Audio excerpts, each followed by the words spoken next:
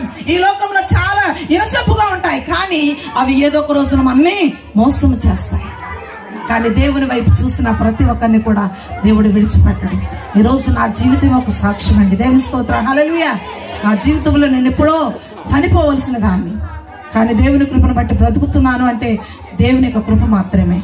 నా సాక్ష్యంలో నేను నా 5 పిల్లల్ని కన్న తర్వాత నేను హాస్పిటల్లో పెద్ద ఆపరేషన్ చేసి ఎంతమందిని సులువుగా కనుక్కున్న నన్ను నా దేవుడు మరి ఆ రోజున మీరు అనుకున్నాను, అప్పటి వరకు నేను పాటలు పాడేదాన్ని, ప్రార్థన చేసేదాన్ని. నేను ఎప్పుడు ప్రార్థన ముగిస్తాను అనుకునేవారు, ఎప్పుడు మొదలు పెట్టింది మరి ఎంతసేపు అవుతుందో తెలియదు. అలాంటి దాన్ని షార్ట్ కట్ అయిపోయింది ఇప్పుడు నా ప్రార్థన అంతా కూడా. అయితే అలాంటి టైంలో నేను అప్పుడు అనుకున్నాను బోధ చేయడానికి. నేను అక్కడ హాస్పిటల్లో పెద్ద ఆపరేషన్ చేసి మరి బ్లడ్ దొరక్క హాస్పిటల్ అమ్మట మరి అనేక మంది రిక్షాలో మరి వైపు చనిపోతే ప్రభా దేవుని చిత్తం, బ్రతికితే మాత్రం నీ వాక్యం చెప్తాను ప్రభా అనుకున్నాను. ఆ రోజు నుంచి ఈ రోజు వరకు కూడా నా దేవుడు బ్రతికించాడు. నా కుమారుడు పుట్టి ఎన్ని సంవత్సరాలైనా అన్ని సంవత్సరాలు పట్టించి కూడా వాక్యంలో దేవుడు నన్ను నడిపిస్తూ ఉన్నాడు. అదే నా సాక్ష్యం. దేవుని స్తోత్రం, హల్లెలూయా.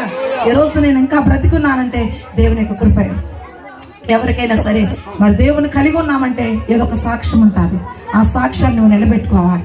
ఇక్కడ మరి ఈ వాక్యంలో కూడా అంటున్నాడు, నీ సాక్ష్యము నిజమే, నీ సాక్ష్యం నిజమే. నువ్వేం చేస్తున్నావు? దాన్ని కొంచెం కింద మంచం కింద మనం దాచిపెట్టేస్తున్నాం. దాన్ని బయలులోనికి తీసుకురావాలి. అందుకంటున్నాడు, ఈ దీపంలో దీపస్తంభమే పెట్టమన్నాడు, కానీ మంచాల కింద పెట్టొద్దు అన్నాడు.